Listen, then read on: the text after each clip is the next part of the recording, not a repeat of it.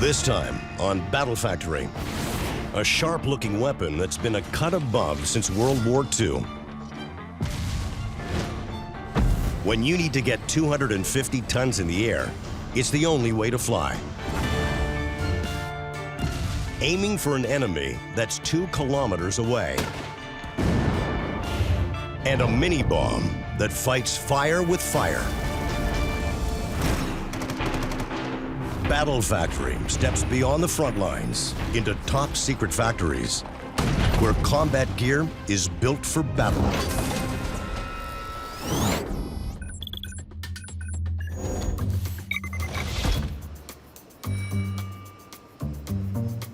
When pounded with 100 tons of force, this sheet of steel will produce a blade that's honed by old-world craft and cutting-edge technology, and make an iconic knife that's as versatile as it is lethal. The Kbar Fighting and Utility Knife first saw action in 1942, when it was issued to the U.S. Marine Corps during World War II. Originally intended for hand-to-hand combat and basic needs, soldiers soon found that they were using the knife to defuse landmines, dig foxholes as bayonets on rifles, and to open ammunition containers. For 70 years, it's been the favorite combat and utility weapon for service men and women. The knife is made up of a leather-crafted handle and a razor-sharp blade of tempered steel.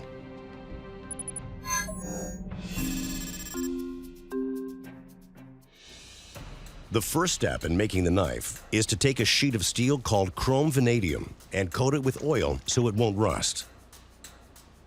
Then, the 100-ton press punches out the blade. This kind of metal, used exclusively by Kbar, is flexible and easy to sharpen. The added chrome makes it tough. The next step is stamping. Both the logo and the signature groove are stamped into the knife. This channel is called a blood groove, designed to make it easier to pull the knife from its target. Once they've been stamped, the blades move through a flat grinder. The blade is tapered towards the tip, creating a double edge, which gives the knife its signature look.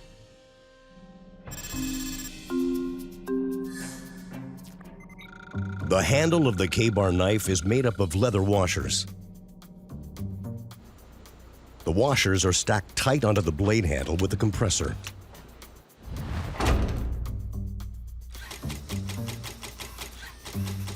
Then, all the leather pieces are hammered into place and capped.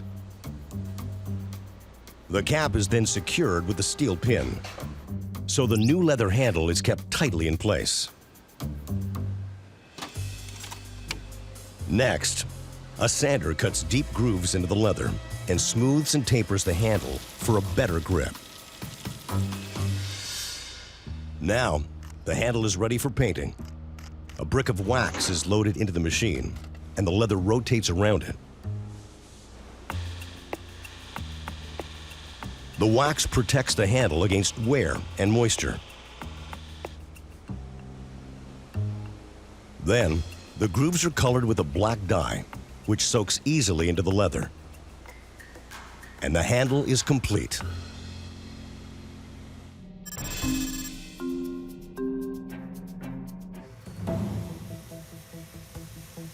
Each side of the cutting edge is sharpened by hand to exactly a 20-degree angle. Any thicker, and the knife will be dull. Any thinner, and the blade won't last.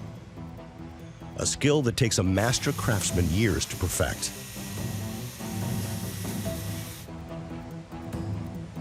Finally, the blade is polished against a cotton wheel.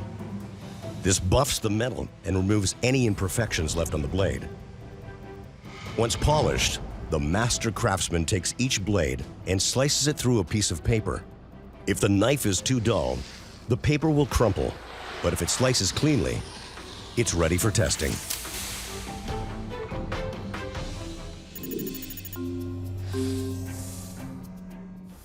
First, a laser beam measures the angles of the cutting edge. If it's 1 degree off the 20-degree sweet spot, it goes back for resharpening. If the angle is accurate, the blade must pass the rope test.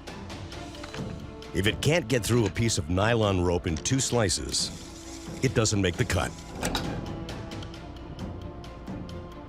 Then the knife is checked for imperfections. Even the smallest flaw means it's sent back for refinishing, or ends up opening boxes on the factory floor. Once the knife has passed inspection, it's boxed up and shipped out for active duty. The Kbar knife has served alongside generations of fighting men and women. Whether it was close-quarter combat or opening a can of rations, the Kbar was built to give a soldier the edge. Coming up on Battle Factory. This high-tech transport weighs 65 tons, and it's lighter than air. And a sniper's bullet that travels 3 long seconds to connect to its target.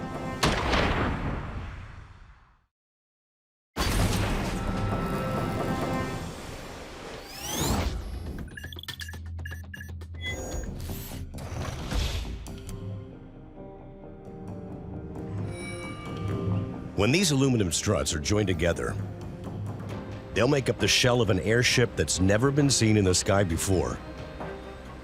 Aeroscraft is the first of its kind, a 21st century take on the Zeppelin airship that has been part of flying tradition since the 1900s.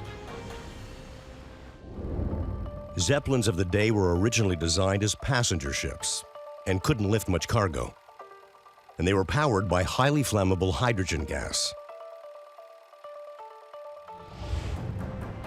The Aeroscraft might look similar, but this military-funded prototype could revolutionize cargo and personnel transport.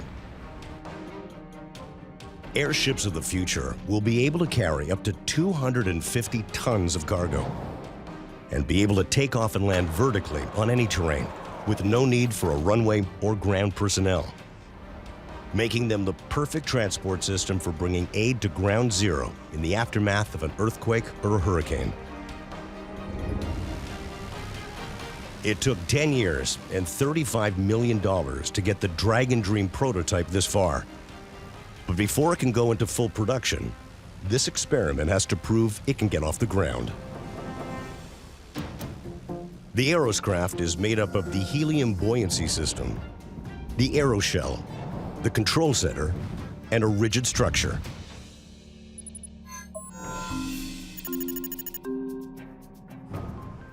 The rigid structure is the skeleton of the Aeroscraft.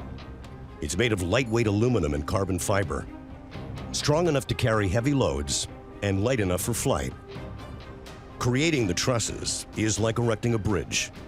There are over 200 of them, ranging in length from 6 to 18 meters, and each truss has to be welded to the next by hand. It's taken 50 people 3 years to finally put together the form that creates the floor, the ceiling, and the cargo compartment.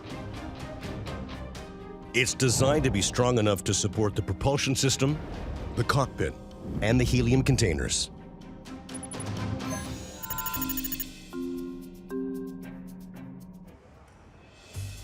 Helium gas is what makes the Aeroscraft lighter than air. In the past, the original airships would rise with the help of a lifting gas, hydrogen, and by dropping ballast, water. However, hydrogen is highly flammable, and an accidental spark could end in disaster, as it did with the infamous Hindenburg in 1937. Helium, which is not flammable, powers the Aeroscraft's groundbreaking variable buoyancy system. This enables it to move up and down like a submarine without taking on ballast. Simply adding compressed air from the surrounding atmosphere puts the helium under pressure, which reduces lift so the craft drops. Release the air, the helium expands, and the craft rises. So the first step in creating the buoyancy system is to make the large helium container. Made with lightweight plastic, filled with helium, and stored in the upper trusses of the ship's fuselage.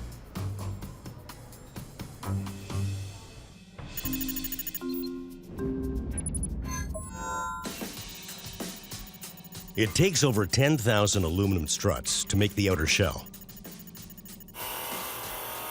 Wafers of honeycombed aluminum are sandwiched between each of the struts, and holes are punched out to make the aerodynamic frame even lighter.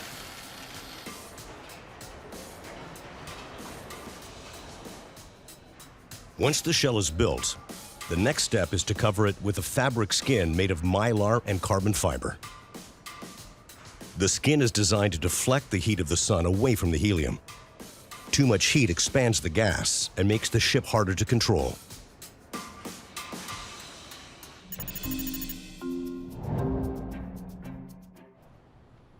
Once the exterior is complete, the glass cockpit, which includes seats and a touchscreen control panel, is suspended from the bottom of the ship. The Aeroscraft is steered by a rudder and powered by 3 engines which rotate on their bases for maximum maneuverability. The engines, wings, and the rudder are installed.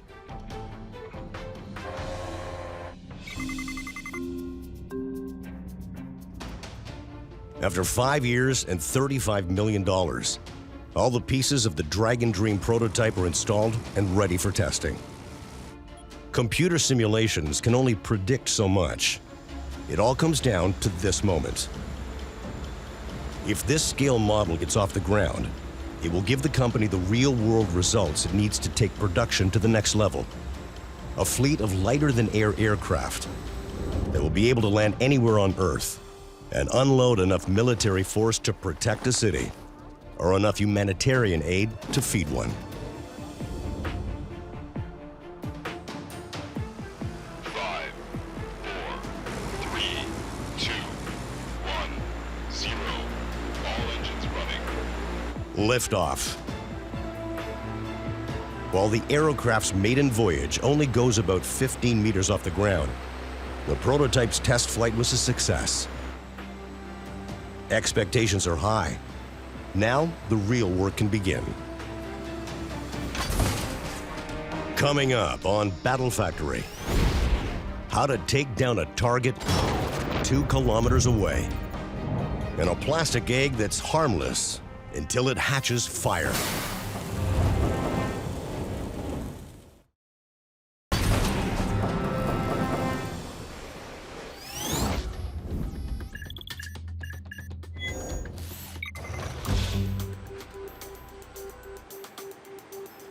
In 48 hours, this harmless block of metal will be formed into the most accurate weapon on Earth. The AX-338 sniper rifle. Its predecessor, the AW-338, holds the record for the longest confirmed combat kill in recorded history. In Afghanistan in 2009, it was used to hit a target from 2.4 kilometers away.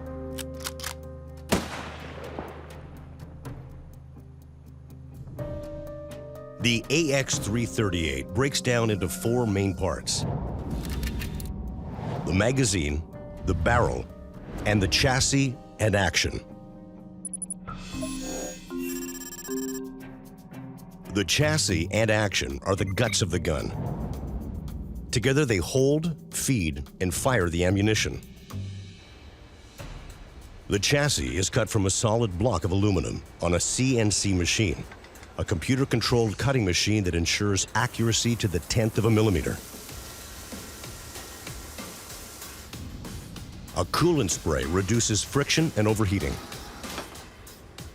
What makes this gun so accurate is that the chassis and the action are locked solid. There's never any movement between them, not even when the gun is being transported, and especially when the gun is fired. In long-range operations, even a microscopic shift means missing the target by several meters.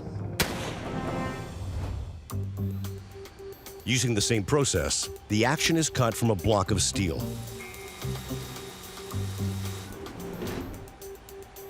The action and chassis are set aside in order to make the hinge.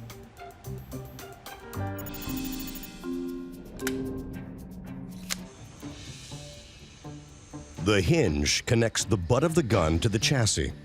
It's made of 2 pieces of solid aluminum that join together perfectly. Once the hinge is locked in place, it doesn't budge. But when unlocked, It shortens the length of the rifle by 25 centimeters. In combat, the enemy is always on the lookout for the sniper whose longer rifle can give him away. But the ability to shorten the gun means the sniper now blends in with the other soldiers and avoids becoming a target himself.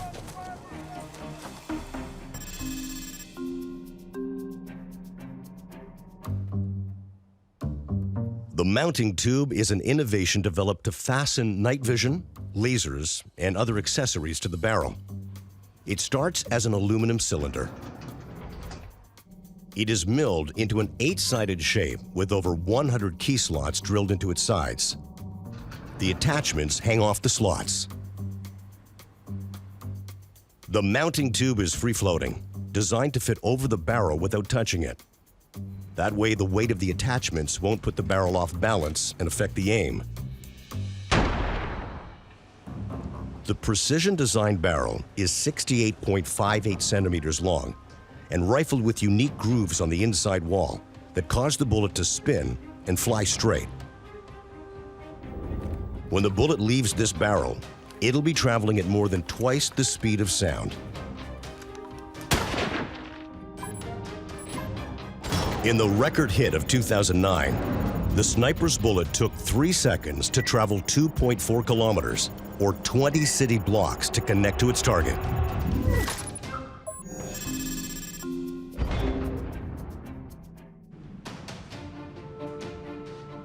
For its final exam, the rifle is calibrated for 100 meters.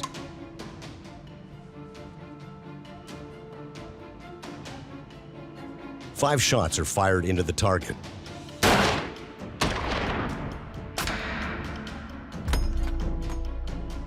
Every shot must land within this 3.5 centimeter diameter for the rifle to be deemed battle ready. In a war zone, police standoff, or hostage taking, the sniper is often the only solution to a bad situation. And if a target is caught in the crosshairs of an AX-338, from 20 city blocks away, he'll never know what hit him.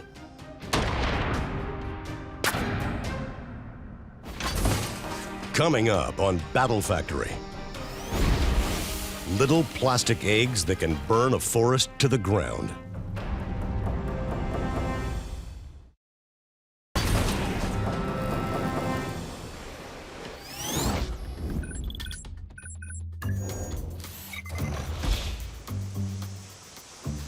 These colorful plastic eggs may look harmless, but they're actually little time bombs that can set a forest floor ablaze in under a minute. Dragon eggs are mini missiles that are launched from a gas-powered cannon.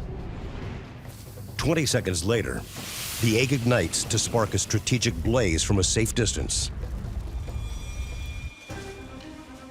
Firefighters use the combustible eggs to stop wildfires in their tracks by cutting off their fuel supply, fighting fire with fire. The Green Dragon launcher is made up of 3 parts: the chemical injection system, the launcher, and the eggs. The incendiary eggs are made up of 2 halves of a plastic sphere that's 3 centimeters in diameter. The egg is fueled with crystals of potassium permanganate, a chemical that on its own is harmless, stable, and non-combustible. Until you inject them with antifreeze or glycol, which, in 20 seconds, results in a volatile exothermic reaction that flares at over 2,200 degrees Celsius, causing enough firepower to set even wet wooded areas aflame. About 10,000 of these harmless-looking eggs are produced in a single shift. Enough firepower to burn 60,000 hectares. Agencies across North America and Australia will order over 2 million eggs in a year to control wildfires.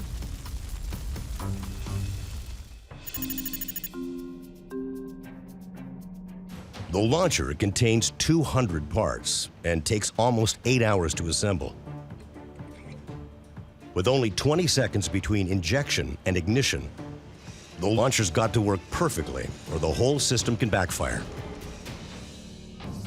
The launch mechanism incorporates a 4-cycle system that moves the egg into the chamber, injects it with glycol, drops it into the barrel, then launches it on a blast of air.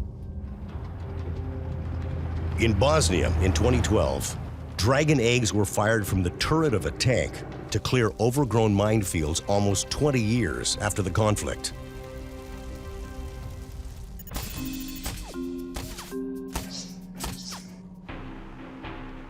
On the firing range, the glycol reservoir is filled up, and up to 450 Dragon eggs are dropped into the hopper. The Green Dragon is armed and ready to deploy.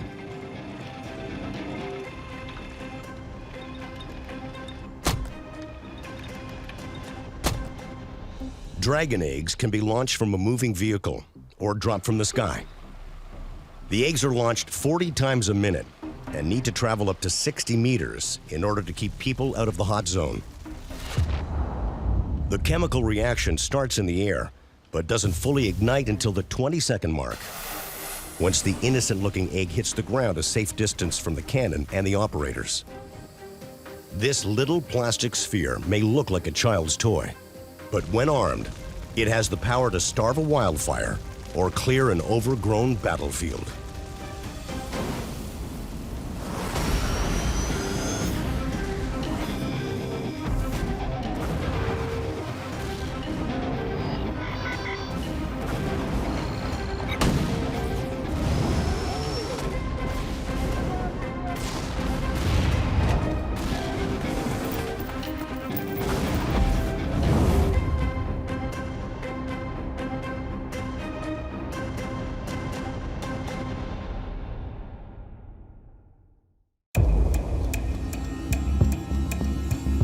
The Battle of France is over.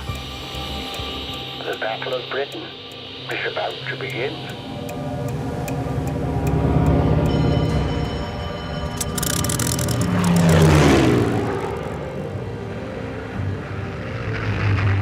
It's the summer of 1940. Hitler's forces are poised to invade Britain, and all that stands in their way are the men and women of the Royal Air Force.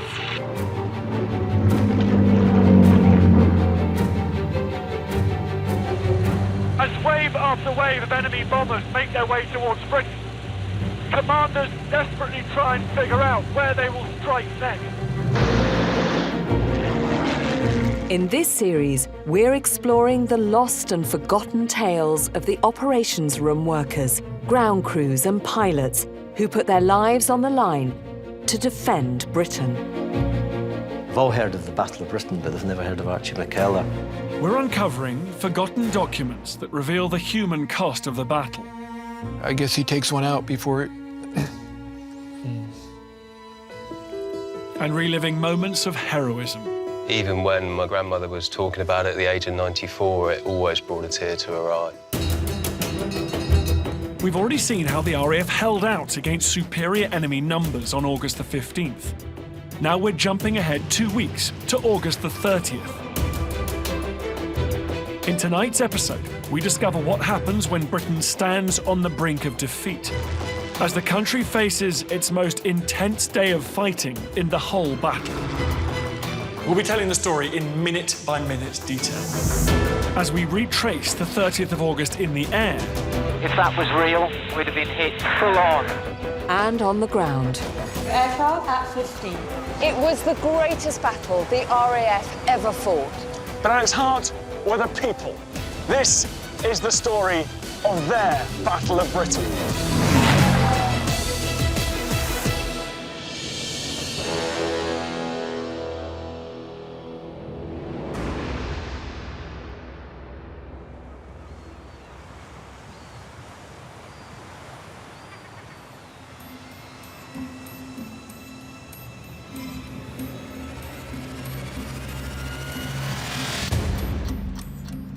(10:30 a.m.)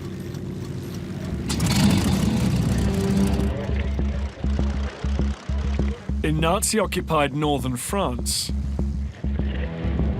160 Luftwaffe aircraft are about to take off. Their targets, RAF airfields in the southeast of England.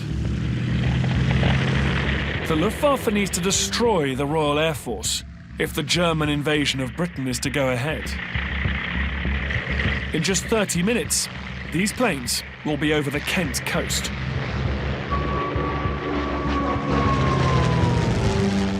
After weeks of fighting, Luftwaffe commanders are under pressure from Hitler to deliver results. So they're planning a final knockout blow, a huge attack designed to eliminate Britain's Air Force once and for all. It's a day that will push fighter command to the absolute limit and have profound consequences for people on the ground. There are 21 RAF airfields in the southeast of England. That morning, around 20 squadrons are ready and waiting to protect them. When the scramble bell rings, these pilots will have 5 minutes to get airborne. Over the past 2 weeks, this part of the country has seen the worst of the fighting. But squadrons all over the country are also ready. One is 64 Squadron at RAF Leconfield in East Yorkshire. Amongst the ground crew is Ronald Pounton. Of the thousands who served in the battle, 99-year-old Ronald is one of only a handful who survives. He had the critical ground crew job of armourer. An armourer looks after guns, bombs, and everything that goes bang. That day, Ronald prepared his Spitfire for action, then waited for the scramble bell.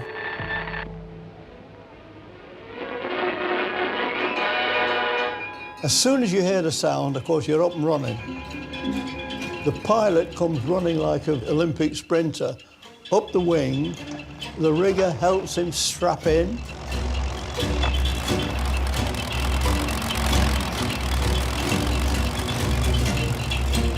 And the pilot taxis out at terrifying speeds. All the pilots are doing the same. And why there was never a crash, I've no idea.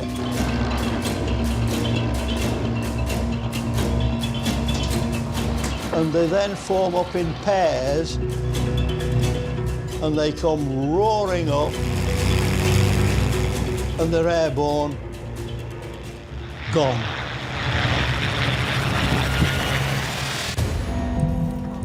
At 11 a.m, the first attack approaches the Kent coast, over 200 miles south of Ronald's base in Yorkshire. Intercept at Angel 20. 9 squadrons are scrambled to intercept the enemy.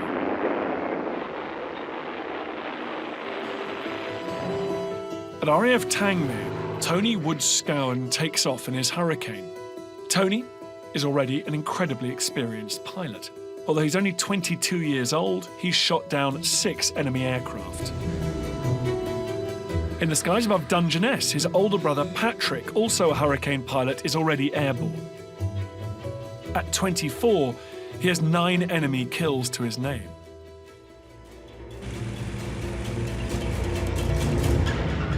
In just a few minutes, the brothers will be engulfed in a huge air battle. I'm meeting their relative, Tristan Woods-Scowen, in their childhood home of Farnborough. Hey Tristan, how are you?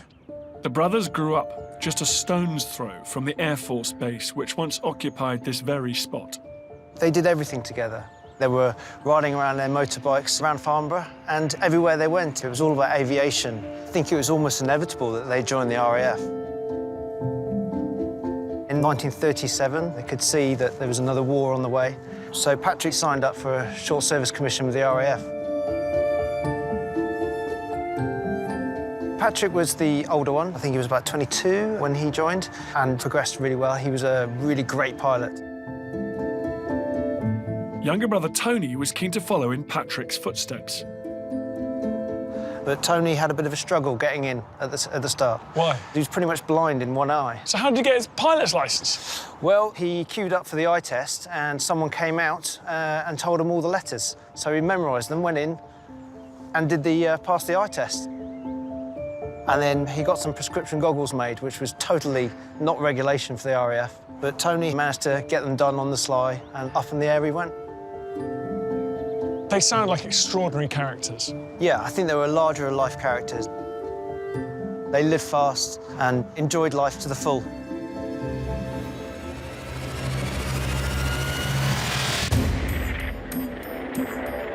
(11:27 a.m.) Over 160 enemy aircraft have crossed the Kent coastline.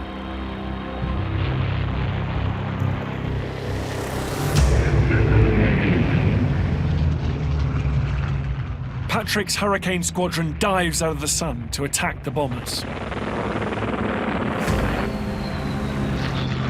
Minutes later, Tony's squadron joins the fray. A series of sprawling dogfights quickly develops in the skies over southern England. For eyewitnesses below, the noise is deafening as swarms of British fighters swoop on the tails of the enemy. And the Woods-Scowen brothers are in the middle of it all. The fighting covers such a huge area that one report says that no matter where you were across Kent, Surrey and South London, all you could see were fighters and bombers fighting it out in the skies. Hurricane pilot Patrick Woods-Scowen shoots down enemy aircraft near Dover. A few minutes later, Tony destroys another.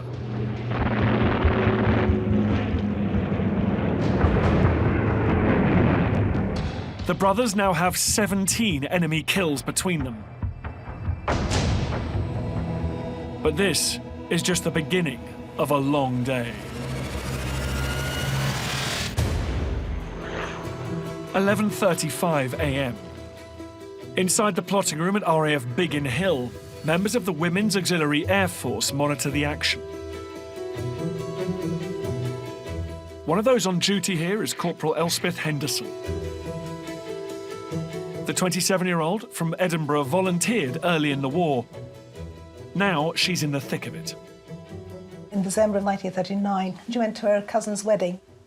Her cousin was a young lawyer who was in the process of enlisting, and she felt it was morally wrong that he, just married, should be joining up, while she, a single woman, continued to enjoy civilian life. That's really interesting. So for her, it felt completely wrong that she should be able to sort of really carry on as normal. Yeah, and she volunteered the following day.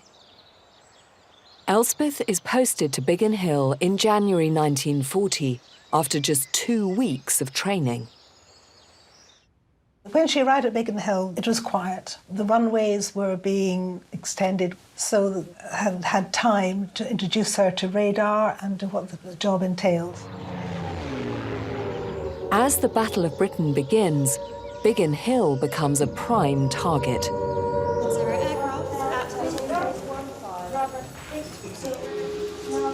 Elspeth is the senior WAF on duty in the plotting room. From here, she follows the flight paths of approaching enemy bombers, including those heading for the airfield itself. She was in charge of the telephone line to headquarters in Uxbridge.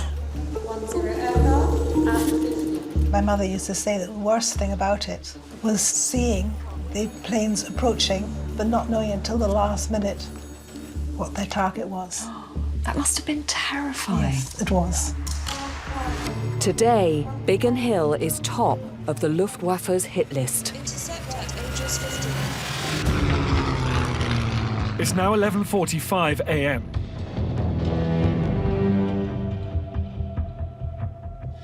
Patrick Woods-Scowen has been in the air for over an hour. He's running low on fuel and returns to RAF Croydon. Somewhere over Kent, Patrick's younger brother Tony is still surrounded by the enemy. A total of 10 RAF squadrons are now battling it out with the Luftwaffe.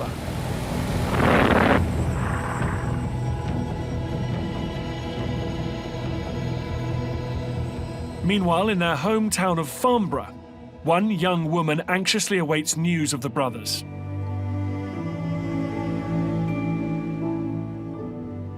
This is a photo with my granny and Patrick. And this would be Tony there. Bunny Lawrence is in love with both brothers. Her grandson Ben is showing me some of the letters they wrote to her. Granny always said how much fun they all had, and they'd all go out on the back of the motorbikes and play the guitar on the beach. And they both came to sort of fall in love with your granny? They grew up all very good friends, and I presume, obviously, once they got into their late teens, they fell in love with Granny, both of them. Patrick wrote this letter to Bunny from flying school. There's a great letter here, darlingest. I have flown a hurricane, so I've reached the 8th heaven. The 7th, 6th and 5th heavens are you, but my God, what an aeroplane. When you write to me, don't forget to enclose a wee lock, a wee braidy of your hair to bring me all the luck in the world. Please write soon. I think there was a lot of badgering, possibly, from the boys for a photo. And then one of the letters does say, thank you so much for the photo. So it must have been a pretty intense summer, because they're fighting for their lives, they're fighting for king and country, they're also both falling in love with one of their great childhood friends. It's all happening. Yes, well, it must have been August at the peak of the Battle of Britain, and my granny and Tony got engaged. So she chose the younger brother? She chose the younger brother, yes.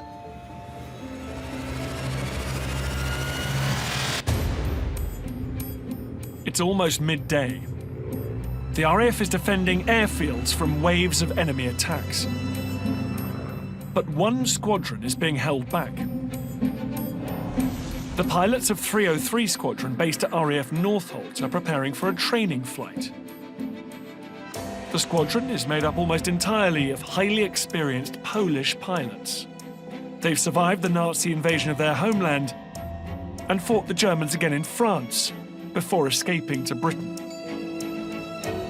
The Sikorsky Museum in London keeps a collection of rare artifacts from this squadron. This is a chronicle of the 303 Squadron. You have so many different stories, priceless stories. This record documents the lives of the squadron's pilots, including Flying Officer Ludwik Paszkiewicz. Is this him here? Yes, Are we able absolutely. to look at this? It's amazing that we've got a photograph of him.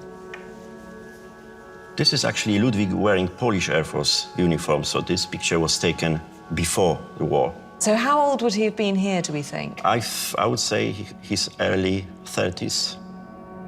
He got married in 1937, and 1 year later his baby daughter was born. The Battle of Britain gave Ludwig a chance to continue the fight against the Nazis. For them, it was the island of the last hope. They knew if Britain is going to be invaded, they have no place to go. But because of the experience from Poland, they understood German tactics, and they flew similar to Germans. So does that mean that actually the Poles were more experienced than their British counterparts? In most cases, yes. Because many of young British pilots, they never experienced combat before. But before they could fight for the RAF, the Poles need to train on British aircraft. British equipment was completely different than any other equipment on the continent. Different than Polish aircraft, different than French aircraft. Plus, you know, Poles, they didn't know miles, they didn't know feet, they didn't know yards. They had to convert into British measuring system. On the 30th of August, Ludwig and the rest of 303 Squadron have been training for almost a month. Yet British commanders are still reluctant to send the Poles into battle. And they were worried about the Slavic temperament. They thought that Poles, regardless of the British command, they will go for the Germans, which was actually true. They were there to kill the pilot. Because what they experienced in Poland, they saw German bombers dropping bombs on civilian targets. They saw civilians being killed. They left their loved ones in Poland, like Ludwig, for example. He left his wife and his children. God, he must have been desperate. Oh, yeah. When he was in France and then in Britain, he knew what he was fighting for. Right. He was desperate to go back to his country and to see his family. Yeah.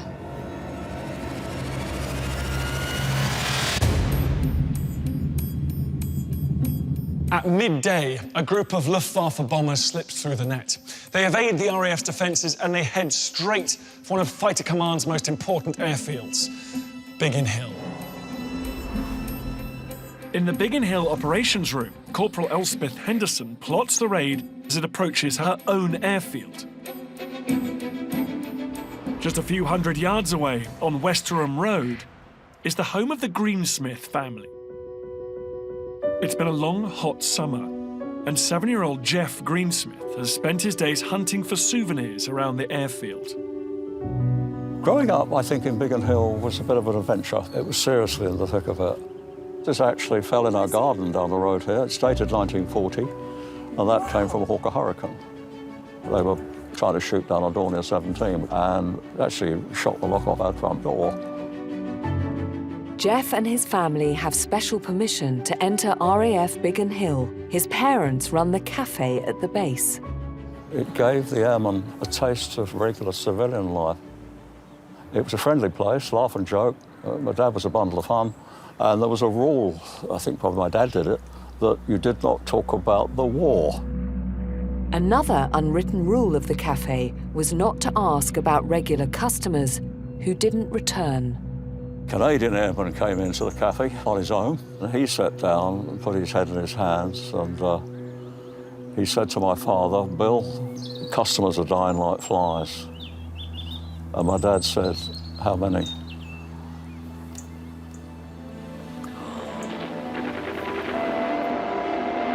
They did get shot down in handfuls. And of course, you're in a squadron, it's your mates, your friends.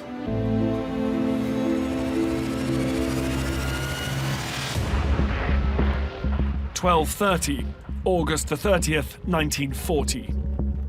Today, it's not just RAF pilots who are in the line of fire. At 12:30, 30 of these 250-kilogram bombs are dropped over Biggin Hill. But the Luftwaffe bombers are flying too high. Nearly all of these bombs miss their target and land in surrounding villages. Thankfully, the airfield is still operational. Luckily, Jeff and his family have a bomb shelter and are unharmed. But this isn't the first time bombers have missed Biggin Hill and hit the village. The fourth bomb landed 20 yards behind our air raid shelter. A huge bang, and the back of the shelter comes out of the ground. It picked me up and moved me through the shelter. I hit the front wall of this thing. Couldn't breathe. And my mother's mouth is going up and down. I was convinced we were dead. At 1:30 p.m. on August the 30th, the smoke clears and the civilians around Biggin Hill emerge to survey the damage. But the brief respite in the bombing will not last long. Another huge enemy raid is just about to begin. Fighter Command has spent all day fending off wave after wave of enemy attacks. But unlike previous days, there's been almost no respite, no pause in enemy raids. That means that many aircraft have been lost, and the RAF's fighter pilots are exhausted.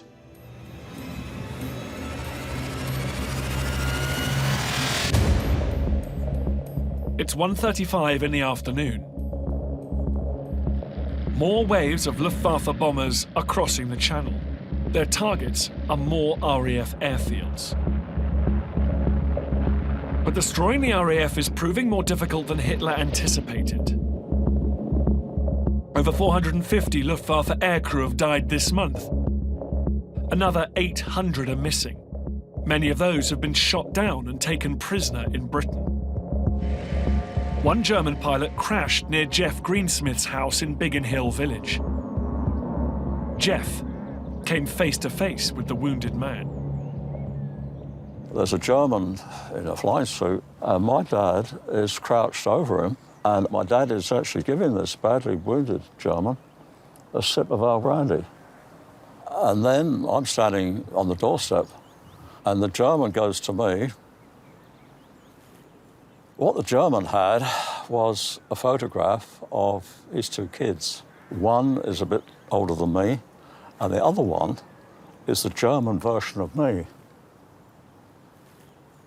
And he cried. I'd never actually seen a man cry. Men don't cry. Cried. Anyway, as the two stretcher bearers lifted this guy, he reached out his hand to my dad, shake hands, which he did, and away he went. We heard afterwards that he died in the ambulance, poor soul. So, yeah, not good. The high casualty rate is affecting Luftwaffe morale. German air crews are demoralized and exhausted. Luftwaffe commanders are forced to use rookie pilots to fill the gaps left by those who've been shot down. Most of the new pilots that were coming in were complete novices because the Germans have been preparing for essentially a blitzkrieg war. Short, sharp, quick, job done. So the Luftwaffe, they're running out of experienced pilots. How about aircraft? They didn't have the spare aircraft, and those aircraft were not being produced in the factories at the pace they needed to replace those that were lost. This is a war of attrition. Propaganda films shown back in Germany paint a very different picture of the battle. Der Gruppenkommandeur gibt die Anweisungen für den Feindflug. Das Ziel ist die untere Themse-Mündung. Bomber crews are depicted as heroes, just days away from victory. And on the afternoon of the 30th of August, they're just getting started.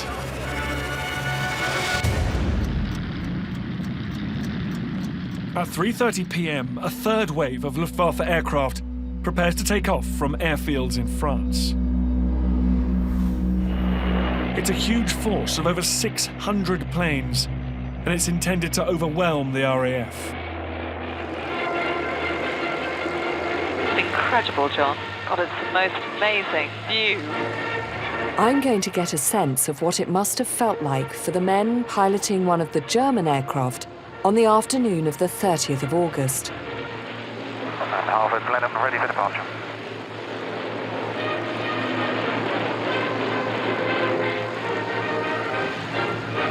I'm in the cockpit of a World War II twin-engine bomber. This is a British one, it's a Bristol Blenheim, but it's very similar to the enemy aircraft that were flying over the southeast of Britain on the afternoon of August the 30th. This incredible aircraft is piloted by John Romain. From here, I have an almost identical view to that of Luftwaffe air crews. In großer Höhe geht es der englischen Küste entgegen. What is amazing about being in the cockpit of one of these planes is the visibility. All around me there is glass. I feel like I can see at least 180 degrees. Yeah, that's what you needed, because you needed to be able to see anything that was coming to attack you. The German formations are flying over southern Britain to their designated targets. Only then can they drop their bombs and return home. They have safety in numbers, but any aircraft that gets separated can be easy prey for the RAF. Bombers needed to stay together so that their combined machine gun armaments could have an effect against fighters. Right. But when they were on their own, everything was on the hunter's side then, because a lone bomber is so vulnerable to a fighter. Just after 4 p.m., 120 Nazi planes turn north and head for Luton. Their target is the Vauxhall Motor Works, a factory making tanks for the British Army. One aircraft falls behind. The crew doesn't know it yet, but they are about to be spotted by one of the RAF's hunters.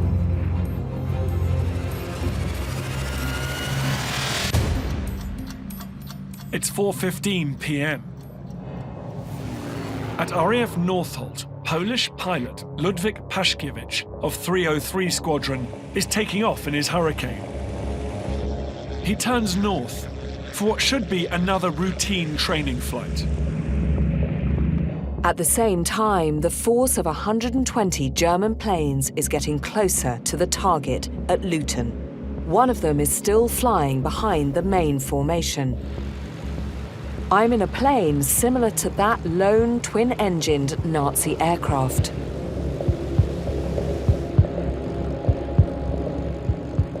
They don't know it yet, but they're about to run into the Hurricanes of 303 Squadron. 20 minutes into his training flight, Ludwik Paszkiewicz spots the lone German aircraft up ahead. He reports it to his squadron leader but gets no reply. So Ludwig takes matters into his own hands. He peels away from the squadron and attacks the German aircraft head-on. Oh my goodness. I am seeing this Hurricane heading literally straight for our windscreen. The sensation I can barely describe. The terror he must have felt. We can see the Hurricane now come towards us, and he would have been seeing exactly the same thing. Not being able to maneuver and outpace the Hurricane, knowing he was just going to get shot down. The Hurricane could just literally run rings around a bomber. Oh my goodness.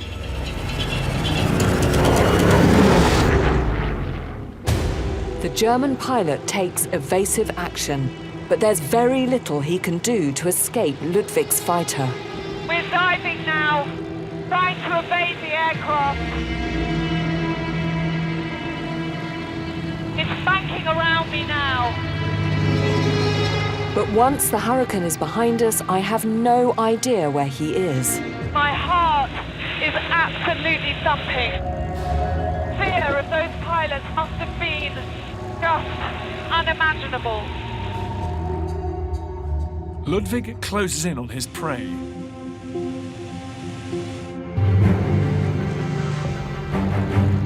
Unknown to the German crew, he creeps up beneath them. When he's just a few feet away, he opens fire. The aircraft's right-hand engine bursts into flames. If that was real, we'd be gone by now, because we'd have been hit full on with all the machine gun fire, and that would have been the end of it. Remarkably, we know what happened to the German crew thanks to an extraordinary account from one who survived, radio operator Heinrich Nordmeyer. My pilot was badly wounded. He had been shot in the stomach. He ordered me to bail out. I didn't want to. I was too frightened. He must have felt that he only had a few more seconds to live, so he threw the cabin roof off, turned the aircraft on its back, and I fell out. That split-second decision by the pilot saves Heinrich's life. He parachutes to safety and is taken prisoner. The pilot, Georg Antony, goes down with his plane.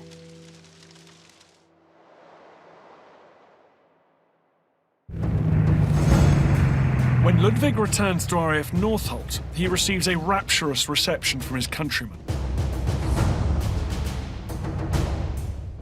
Finally, 303 Squadron is made operational.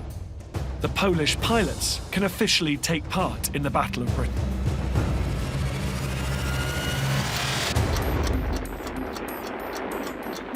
It's 4:50 p.m. on the 30th of August. The enemy bombers reach Luton and strike the Vauxhall tank factory, killing 53 people. RAF Detling near Maidstone is hit. The airfield's oil tanks explode and the base is put out of action.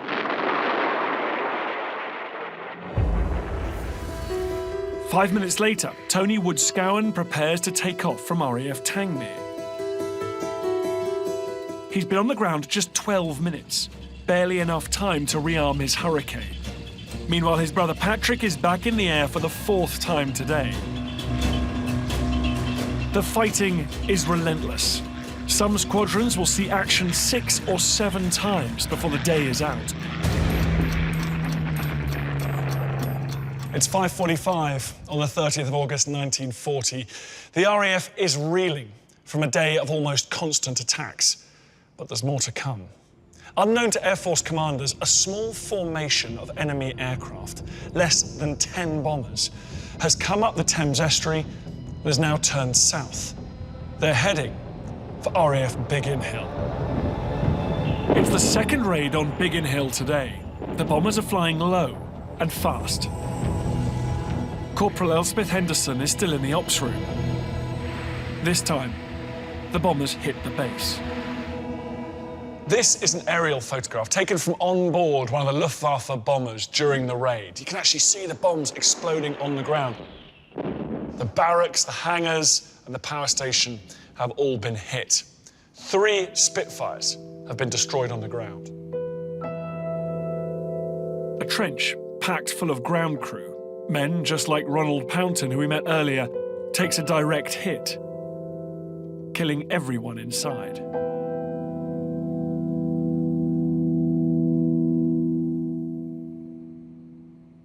"39 people are dead.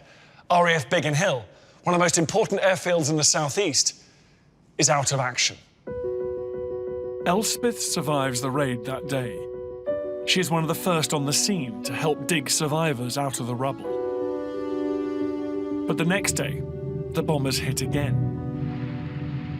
She was the senior WAF on duty in the operations room when Biggin Hill came under attack yet again. This time, the operations room takes a direct hit. The bomb came straight through the roof, bounced off the teleprinter and exploded. Elspeth's telephone is the only line of communication between Biggin Hill and Fighter Command HQ. She stays at her post until the operations room is engulfed in flames. I can't imagine sitting here with all that noise and catastrophe and being able to carry on. She said she felt very detached. She was just doing her job. But she survived. She did, yes. They all survived. August the 30th, just after 6 p.m. Luftwaffe bombers are returning to their bases in northern France. They leave a trail of destruction behind them. Much of RAF Biggin Hill, critical for the defence of London, has been reduced to rubble. The RAF is reeling from a day of non-stop attacks. The Luftwaffe have flown over 1,300 missions. At RAF airfields across the southeast, ground crew are watching for returning aircraft. It's an agonising wait. This is the difficult period. We sit waiting, and we sit waiting, and somebody will always say, "Stone me, they're cutting it ruddy fine." Whoa, big roar, they're back. Magic, they're back. Oh, suddenly you're alive again. We jump to our feet and you count them. 1, 2, 3, 6, 8, 9. Holy smoke, 3 missing.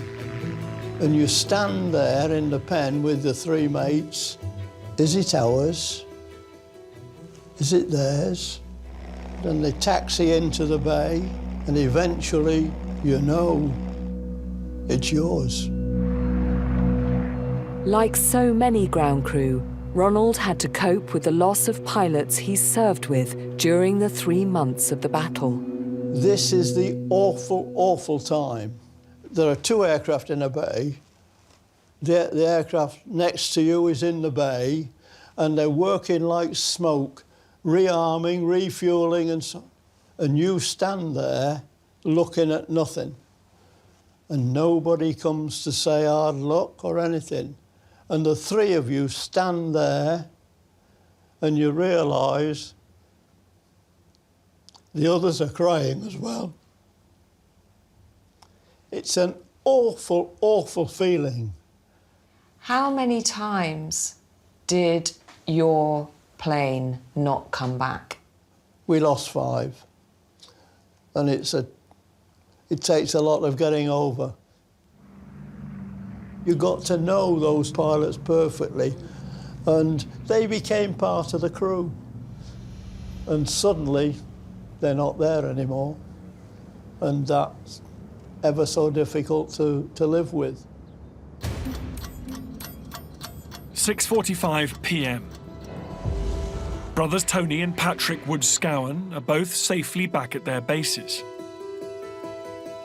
Between them, they've flown 8 missions today and shot down 2 enemy aircraft.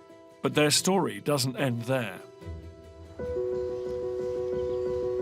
I've come to the village of Ivy Church in Kent to find out what happened to the brothers next. It must be amazing, Tristan, meeting Ben and realising you've got so much in common. Yeah, I mean, it's the two families have always been connected throughout the years. With me is Ben Mather, grandson of the brothers' sweetheart, Bunny Lawrence, and Tony and Patrick's relative, Tristan Woods-Scowen. Unfortunately, tragedy struck. First, Patrick, on the 1st of September, bailed out too low, and then 24 hours later, Tony came down, again, bailed out too low, flying a Hurricane just like his brother. Neither knew about the other's fate. Tony went down just a few hundred metres from here. The tragedy of it is that they both died within 24 hours of each other, and the whole family was devastated. Tony was found close to his plane and carried here to St. George's Church, where he died of his injuries. Bunny Lawrence mourned the deaths of both Patrick and Tony. Even when my grandmother was talking about it at the age of 94, it always brought a tear to her eye. So it's, yeah, very sad time for the family and my granny. In June 1941, Bunny accompanied Tony and Patrick's father to Buckingham Palace to collect their Distinguished Flying Cross medals from King George VI. It's now early evening on August the 30th. Flying Officer Ludwig Paschkiewicz is safely back at RAF Northolt. We suspect he is celebrating his first victory of the battle. Meanwhile, 7-year-old Jeff Greensmith is at home in Biggin Hill village. The raid on the airfield has cut off gas and electricity to his family's house in Westerham Road. For their bravery during the Biggin Hill raids, Elspeth Henderson and 2 colleagues are awarded the Military Medal. They're the first women ever to receive the honour. In later life, Elspeth wrote about the war. War is a dirty, dangerous and sad way of solving problems and should be avoided. But it was the only language that Hitler understood.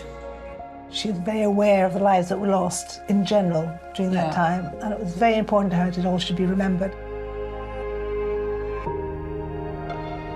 But the same raid that Elspeth survived killed dozens of RAF ground crew. By the end of the battle, more than 300 will be dead. I'm afraid a lot of Battle of Britain talk is almost saying it was great fun for the It wasn't great fun for the pilots, and it certainly wasn't great fun for the ground crews. I mean, it was a war. Heavens above, it was a war. Do you consider yourself a hero? No. No. I wouldn't use the word hero. What would you All mean? I did was run around like a mad young man on the ground. Heroes? They were the lads up there. They're the heroes. 1900 hours.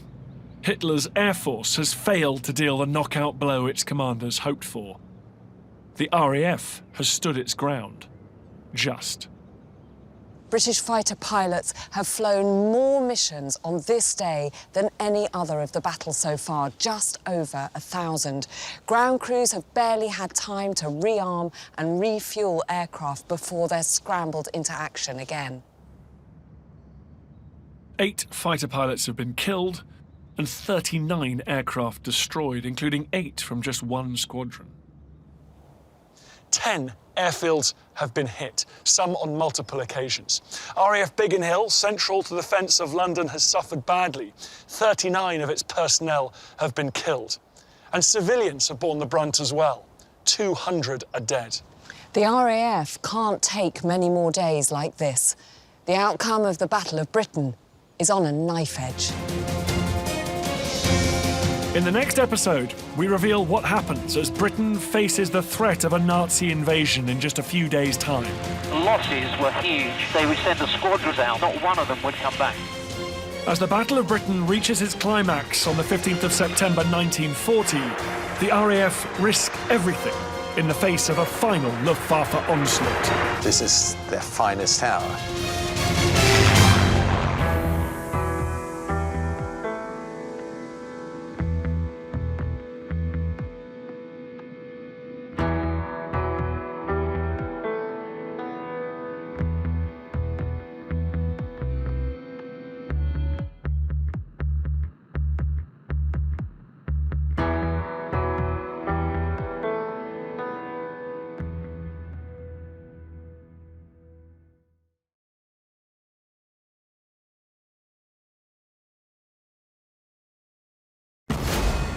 This time on Battle Factory, this lifesaver rolls into the danger zone to neutralize a bomb.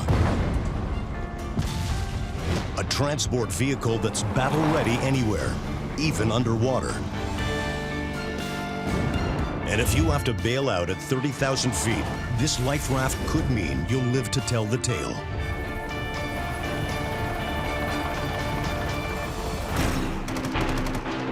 Battle Factory steps beyond the front lines into top secret factories where combat gear is built for battle.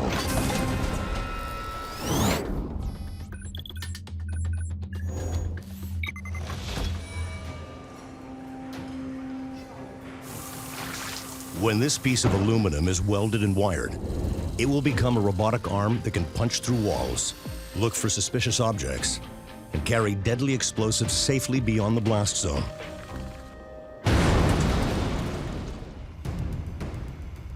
Employed by military and police security forces, the robot can go where people shouldn't, to seek out and extract explosive devices for safe detonation.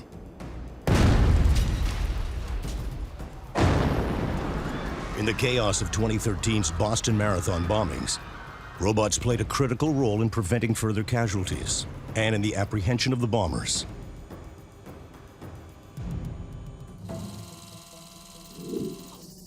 The robot, named the WWII, is made up of the arm, the hazard probe, and the chassis.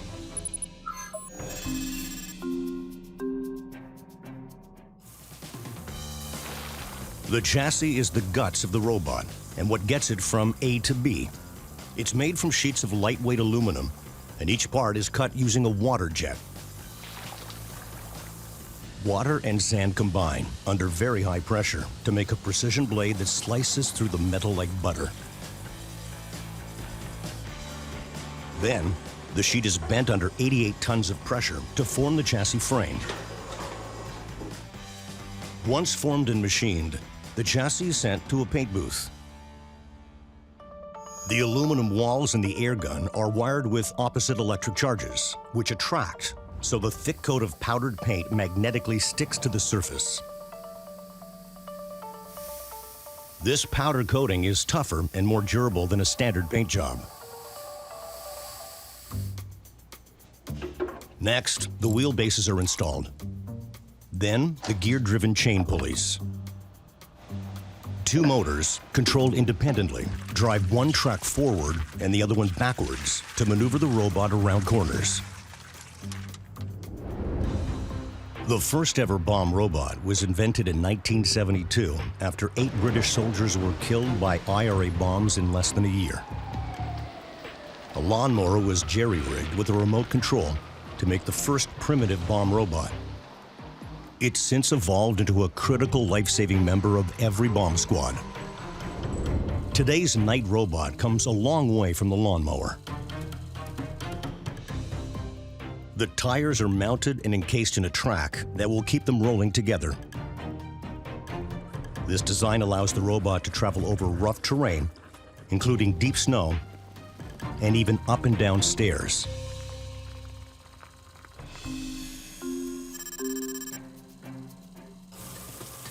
The arm is cut from aluminum using the same water jet process as the chassis. Then it's welded together and painted. The arm of the bomb robot is designed to move like the human arm. Its aluminum shoulder, elbow, and wrist move independently. It's strong enough to lift 113 kilograms, and its unique hand grip is precise enough to pick up a paper cup without crushing it.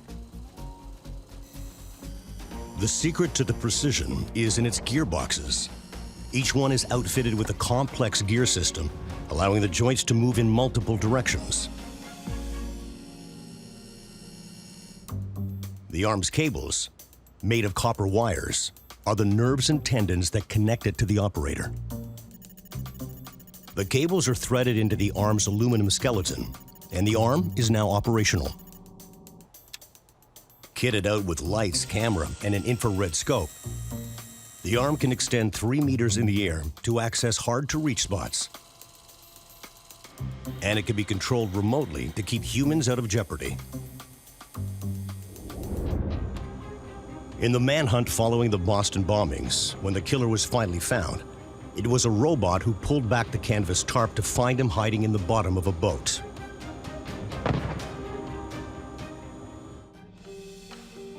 The HAZ probe, short for Hazard Probe, enables the robot to break through hard surfaces and uses a camera to see what's beyond them. Under the hood of the HAZ probe is an 18-volt motor that powers the drill. It can be outfitted with any number of drill bits, depending on the material it has to get through. Once the hole's been cut, the drill bit pops off, making way for the camera. It can see beyond a wall or even into a suspect vehicle, giving the robotic arm the upper hand.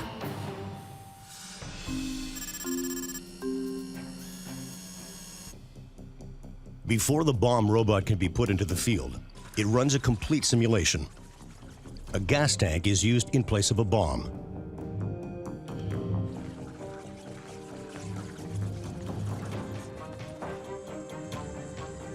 For this test, the robot has been fitted with a small ramrod designed to break through glass.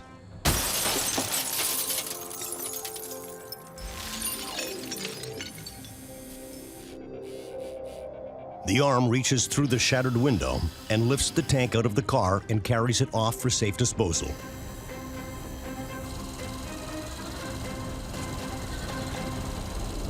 With so many soldiers losing limbs and lives to IEDs, over 3,500 bomb robots have been deployed to Afghanistan. And to date, over 750 of them have been destroyed. But for every robot lost, human lives were saved. Coming up on Battle Factory. If you're lost at sea, this raft can buy you the time you need until help arrives. And a bulletproof, waterproof carrier that can track any terrain to bring personnel to the front line.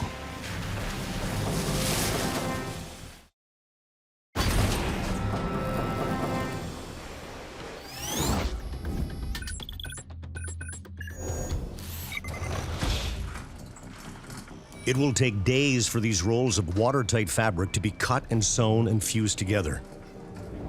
And 7 seconds to put to work. 7 seconds that may make the difference between survival and never making it out of the water. In October of 2011, a search and rescue team of 3 was parachuted into Arctic waters to rescue men trapped in the ice. When their plane had to return to base on account of weather, the rescue team became the victims. After 5 hours in the icy water, 2 of the 3 men survived by waiting in their personal life rafts. The single-person life raft is designed to be stowed in the cockpit of fighter planes. If the pilot ejects over open water, the life raft goes with him.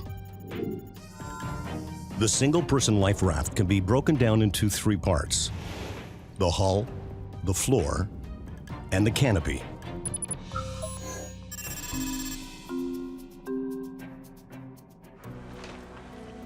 Sheets of bright orange fabric are rolled out. The color has been chosen so the canopy can easily be seen from the sky.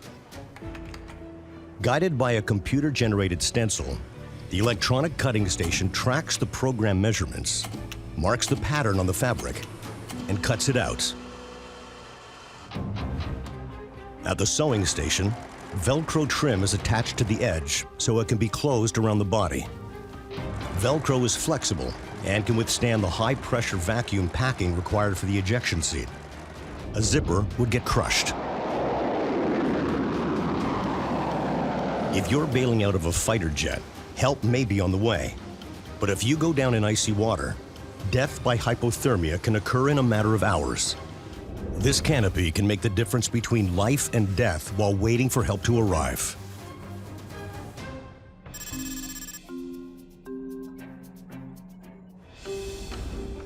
The floor is made up of 2 layers of specialized nylon.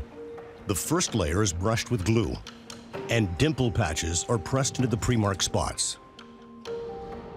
When the floor is inflated with an onboard tube, the dimple patches create a quilted pattern of air pockets, which insulates the survivor from the chilling water. When the raft is assembled, it has to be watertight and maintain its buoyancy. The superglue that does this is made by mixing neoprene and a chemical activator. The glue is mixed daily, and every batch is tested. The bond has to withstand at least 5 pounds of force. If the glue doesn't make the grade, any rafts made with the batch are rejected.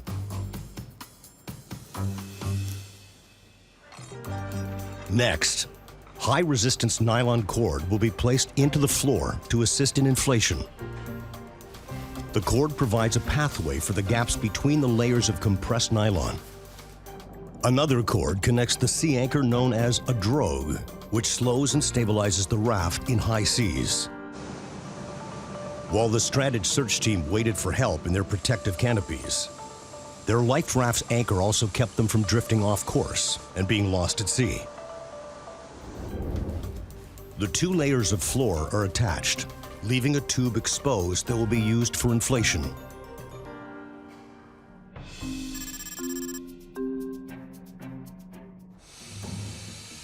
A rubber inner tube is inflated and attached to the floor of the canopy. While the top of the raft is orange for visibility, the bottom is black, making the life raft less visible to sharks. Next, the rapid inflation system is installed. Each raft is fitted with a carbon dioxide cartridge hooked up to the valve on the side of the hull. It'll be used to inflate the raft once it hits the water. Now, the raft is ready to be tested. When it's folded up tightly, it'll be small enough to be fitted in an ejection seat. And in the event of an emergency bailout, it'll be ready to deploy in 7 seconds flat.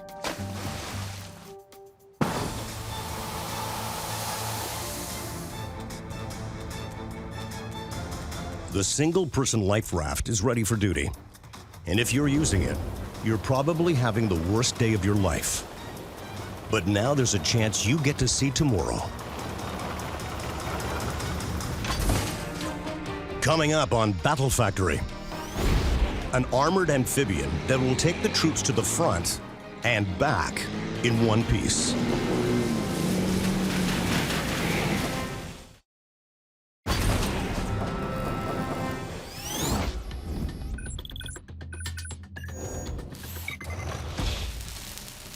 When this steel-plated hull is fitted with controls on the inside and tracks on the outside, it'll become a Viking, an off-road warrior that can get troops in and out of any combat zone, even if it has to go through snow, sand, or water to get there.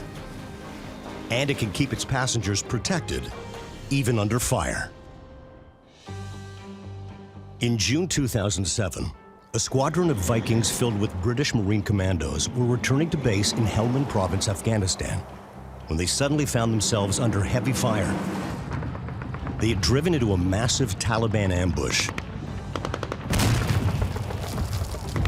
The Marine commander retaliated with onboard machine guns and smoke grenades. He was able to lead his squadron to safety with minimal loss of life. He gives credit for their escape to the speed, firepower, and agility of the Viking.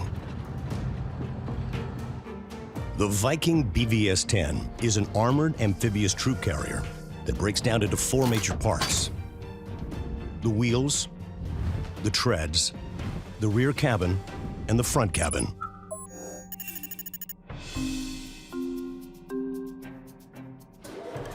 The Viking's bulletproof skin is made of ballistic steel and ceramic plates. The armor for the doors, the hood, and the roof is cut to size using a high-pressure water jet cutter, a combination of water and sand that knifes through the metal with surgical precision.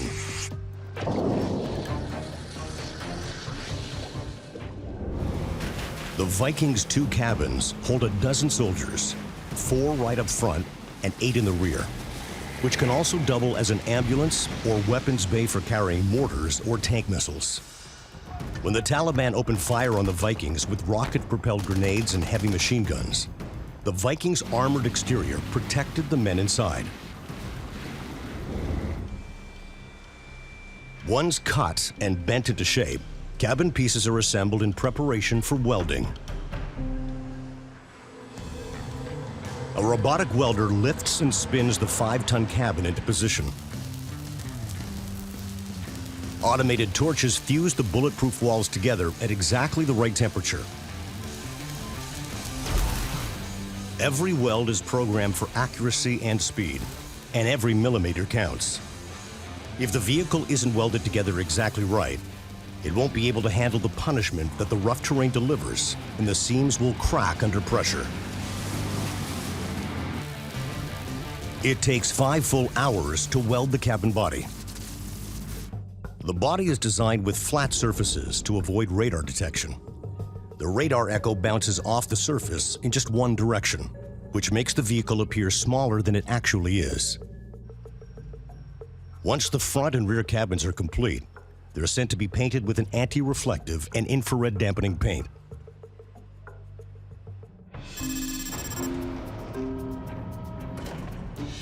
Once the hull has been painted, it's kitted out with electronics, air conditioning, and navigation systems. The 285 horsepower diesel engine is powerful enough to drive the 1.5 tons of steel at speeds up to 65 kilometers per hour. In the ambush in Afghanistan, the Vikings were outnumbered and outgunned, but they were able to outrun the Taliban and keep them at bay, returning 50,000 rounds of fire from their front-mounted heavy machine guns. And hiding behind a smokescreen of white phosphorus grenades, the Vikings tore over the tough terrain at high speed.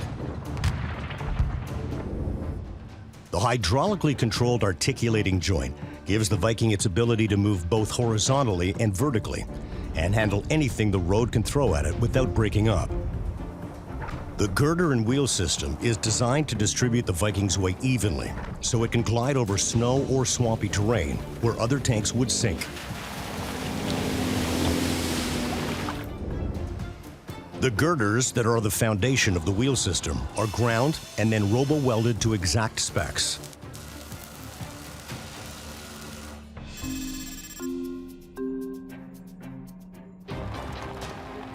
The hard rubber suspension is what enables the tank to take a pounding.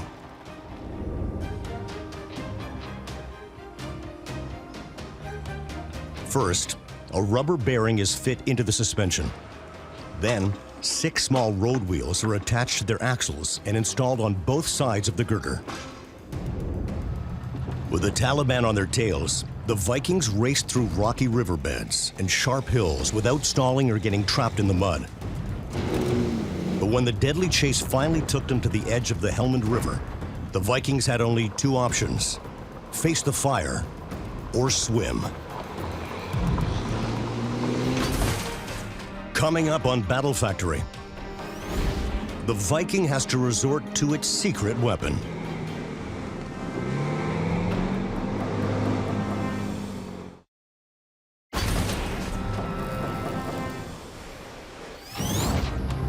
When a squadron of Viking armed troop carriers were ambushed by the Taliban, they found themselves trapped on the shore of the Helmand River.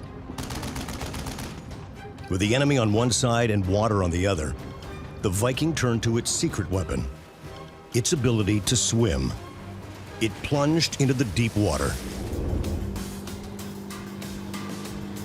The Viking's unique design allows this 1.5-ton vehicle to glide through the water instead of sinking like a stone.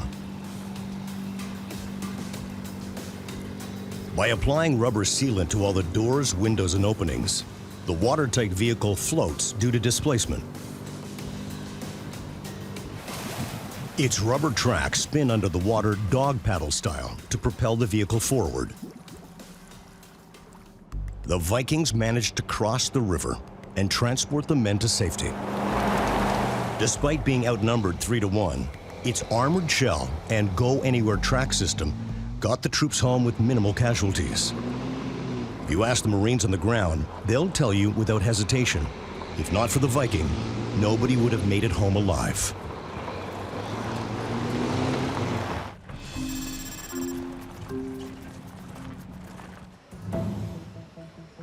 The final step is to attach the rubber tread.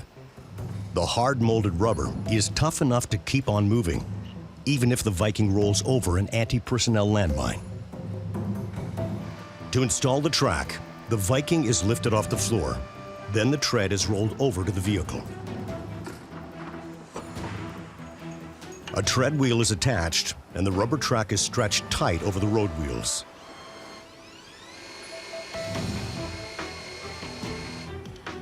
Now, the vehicle is complete and ready for testing.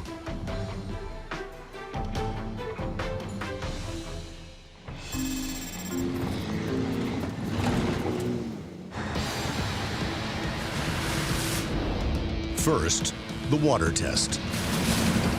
The Viking runs the test course like a true amphibian, plunging into 3 meters of water and gliding along at full operational capacity.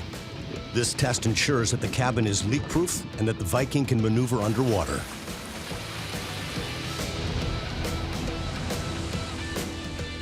Next is the terrain test, ripping through the deep mud and scaling up a 31-degree grade without slipping.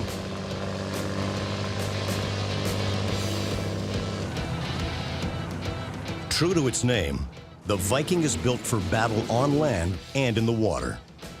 No matter what, and no matter where the mission, the Viking can get you there and back in one piece.